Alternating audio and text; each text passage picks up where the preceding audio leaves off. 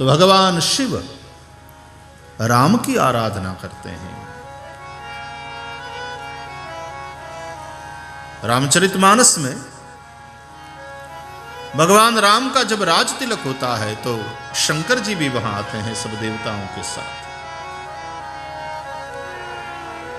और शंकर जी राम जी की स्तुति करते हैं और फिर मांगते हैं, बार बार बर मांगऊं हर्ष देहु श्रीरंग, पद सरोज अनपायनी, भक्ति सदा सतसंग। बार बार बर मांगऊं हर्ष देहु श्रीरंग, पद सरोज अनपायनी, भक्ति सदा सतसंग। बार बार बर मांगऊं हर्ष देहु श्रीरंग।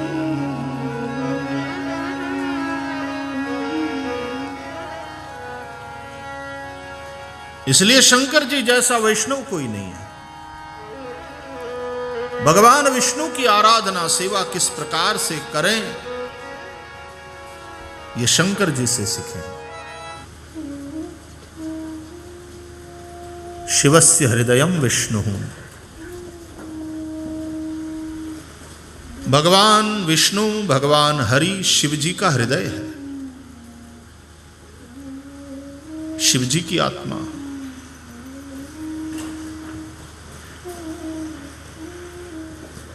और शिव का हृदय है विष्णु।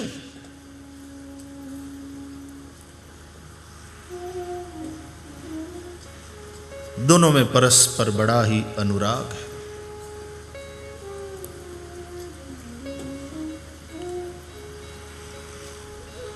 तुलसीदास जी ने तो रामचरितमानस में 3 प्रकार का संबंध बताया है श्री राम और शिव जी में। सेवक स्वामी सखा सिय पी के। शंकर जी क्या हैं? बोले सिया के पिया के, यानी भगवान श्री राम के सेवक, स्वामी और सखा, तीनों भाव है।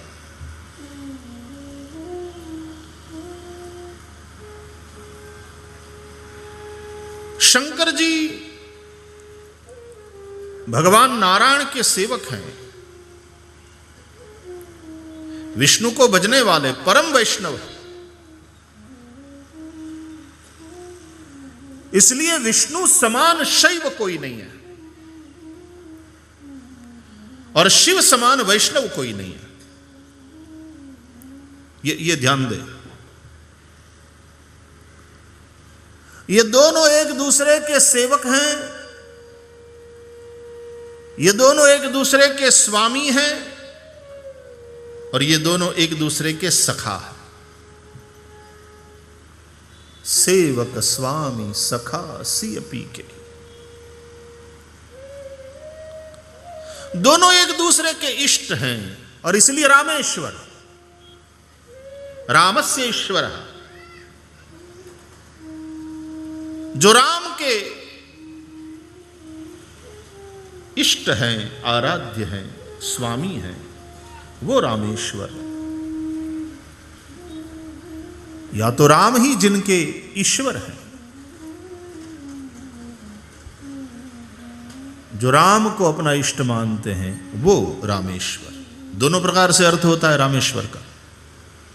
कौन कौन सा ये हो जाएगा?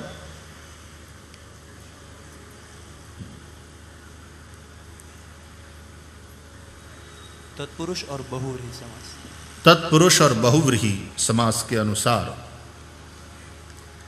रामस्य ईश्वरः रामेश्वरः षष्ठी तत्पुरुष। हाँ, ये षष्ठी तत्पुरुष हुआ। और रामः एव ईश्वरः यस्य स रामेश्वरः, ये बहुव्रीहि हुआ। तो व्याकरण की दृष्टि से रामेश्वर शब्द के दोनों प्रकार का समास लगाकर अर्थ किया जा सकता है। तो सेवक स्वामी सखासी पीखे, राम ही जिनके ईश्वर है, इष्ट हैं, वो रामेश्वर। तो भगवान, और उस दृष्टि से शंकर जी को त्रिभुवन का गुरु बताया।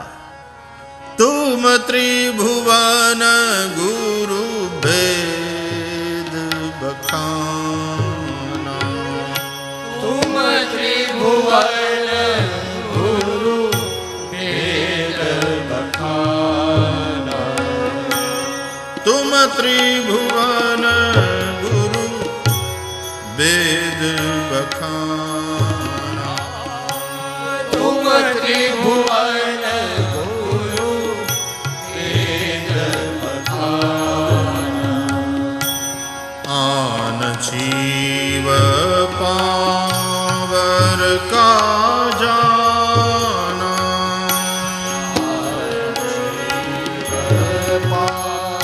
मर का जाना, आन जीव पावर का जाना,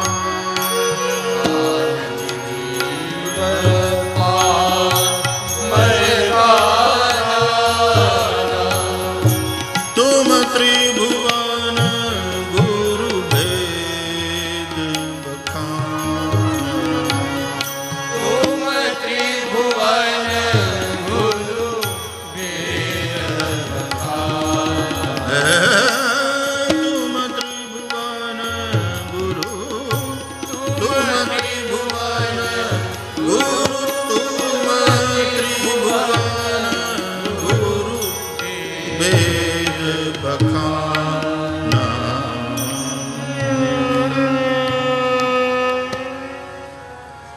इसलिए भगवान शंकर त्रिभुवन गुरु हैं। तो शंकर जी जैसा वैष्णव कोई नहीं। भागवत में वैष्णवानाम यथा शंभु निम्न गानाम यथा गंगा, जिस प्रकार सरिताओं में गंगा श्रेष्ठ है,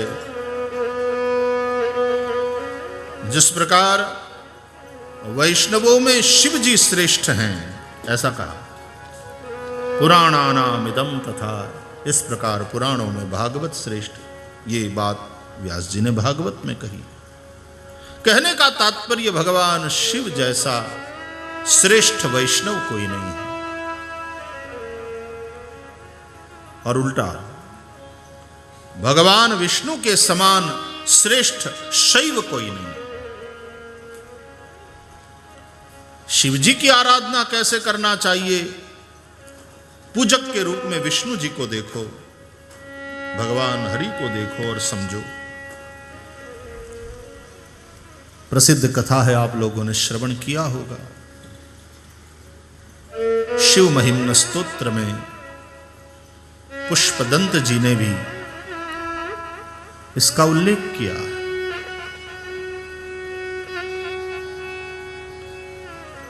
शैव बनकर के विष्णु नित्य भगवान शिव जी की आराधना करते हैं, पूजा करते हैं। यहां इस परम रम्य धरती में लिंग था विधिवत करी पूजा, शिव समान प्रिय मोहिन दूजा। शिव के समान मुझे संसार में कोई प्रिय नहीं, कहकर के भगवान राम ने शंकर जी की विधिवत पूजा करी।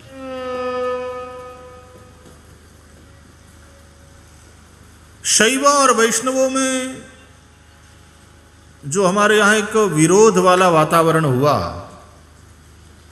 वो कुछ संकीर्ण विचारधारा के लोग आ गए, उसके चलते हुआ। नहीं तो हमारे यहां विष्णु शैव है और शिव वैष्णव है।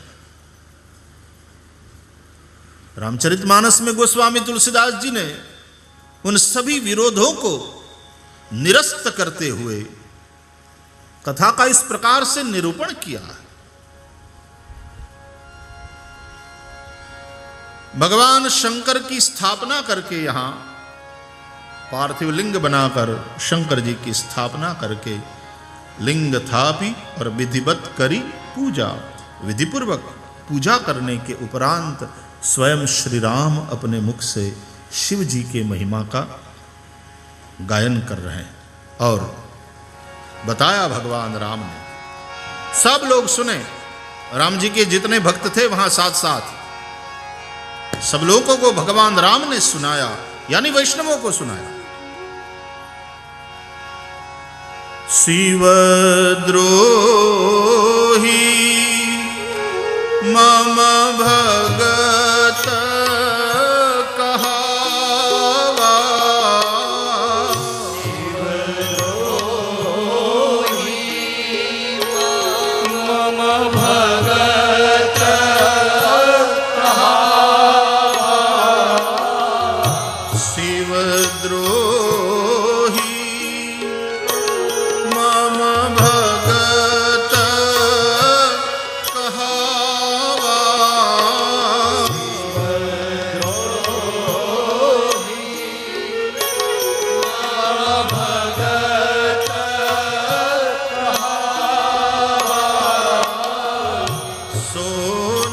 सोनर सपने मोही न पावा,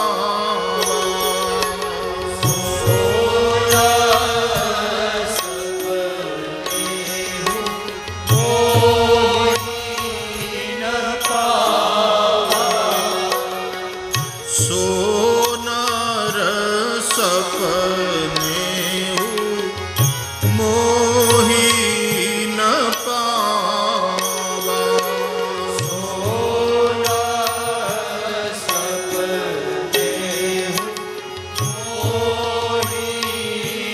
पावा, शंकर विमुख भगति चह मोरी,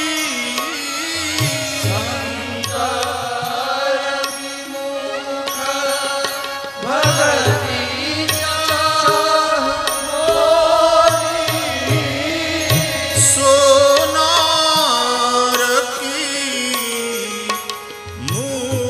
मूढ़मति थोरी,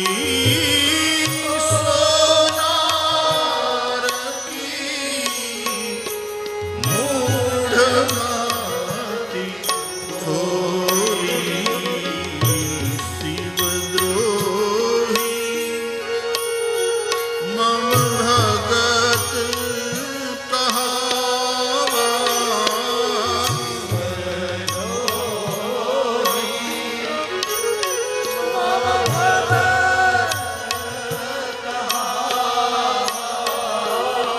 सोनार सपने